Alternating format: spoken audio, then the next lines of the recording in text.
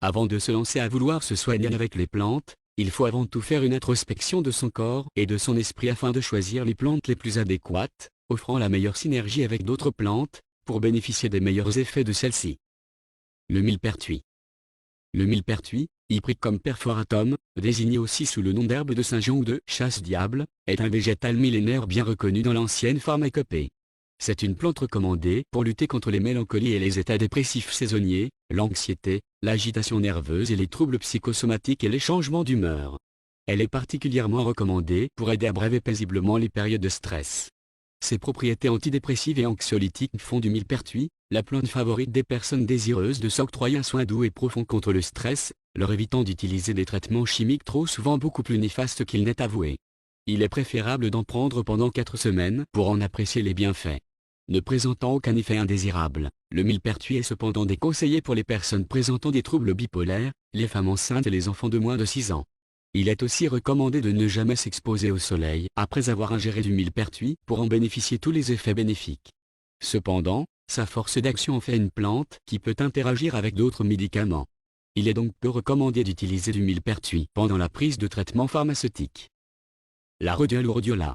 La rhodiole, Rhodiola rosa est une plante particulièrement recommandée pour apaiser l'organisme et l'aider à lutter contre les états anxieux légers.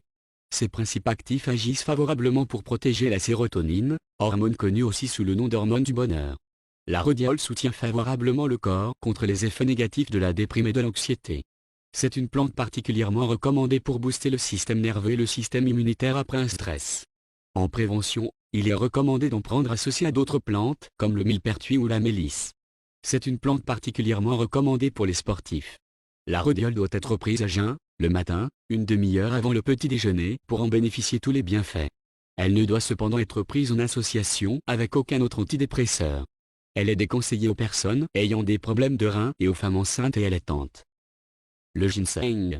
Le ginseng, Panax ginseng, est une des meilleures plantes pour l'équilibre nerveux. Elle aide à diminuer le stress, la nervosité et l'anxiété. Elle améliore favorablement les fonctions cérébrales ainsi que la mémorisation.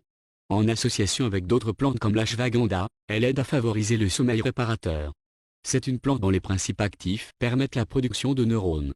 C'est donc une plante particulièrement recommandée pour les personnes devant faire un lourd travail cérébral, comme les étudiants passant des examens entre autres. Le ginseng doit être pris en fonction des besoins. Le dosage varie de 800 mg à 2 g par jour pendant 3 à 4 semaines avec à chaque fois une semaine de pause. Associé à d'autres plantes, il renforce les principes actifs de celles-ci. Il est cependant peu recommandé aux personnes cardiaques ou souffrant d'hypertension. C'est une plante qui ne doit être consommée en association à aucun autre excitant comme le café ou le thé. L'ashwagandha. L'ashwagandha, Witania somfra, est une plante particulièrement recommandée pour diminuer les méfaits du stress et de l'anxiété. Elle est particulièrement recommandée pour faire face aux situations stressantes.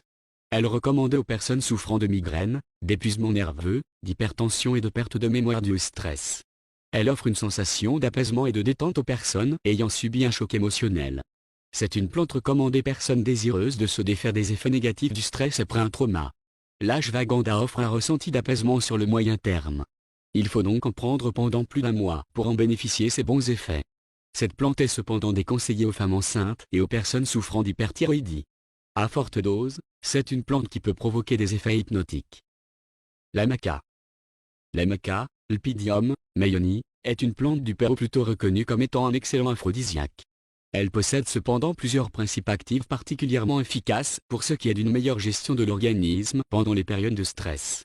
Elle facilite la capacité de mémorisation et de concentration. Elle est aussi recommandée pour effacer les effets négatifs du stress tant au niveau de la fatigue nerveuse que de la dépression légère.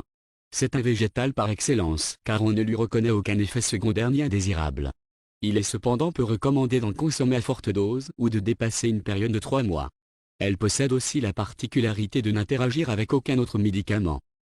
Le tribulu. Le tribulu terrestri fait partie des plantes les plus utilisées depuis quelques années pour lutter contre les méfaits du stress. Elle aide à équilibrer le système nerveux et à profiter du sommeil réparateur profond. Plante anti-stress par excellence en Inde, elle combat la nervosité, l'agitation et l'irritabilité. Elle améliore les humeurs et aide à favoriser les décisions mentales. C'est une plante reconnue pour aider à la récupération sportive pendant le sommeil. Les effets de cette plante se font ressentir au bout d'une semaine en respectant les doses de 600 mg à 1200 mg par jour. Elle aussi, on ne lui reconnaît aucun effet secondaire. C'est cependant une plante puissante dont il ne faut pas abuser. Conclusion. Il existe d'autres plantes efficaces parmi les meilleures contre le stress, comme le ginkgo biloba, la mélisse, la mandragore, la lavande, la valériane, le passiflore, le safran, la menthe poivrée, le griffonia et la cérola entre autres. Il faut cependant reconnaître que c'est l'association et la synergie de certaines de ces plantes qui apportent les meilleurs résultats pour combattre le stress. Mais la chose la plus importante est encore de rechercher et de reconnaître la cause du stress. Ce n'est qu'après une introspection de sa personne, tout en nommant clairement les organes et les zones du corps touchés par le stress, qu'il est possible de choisir les meilleures plantes anti-stress pour en bénéficier le meilleur effet.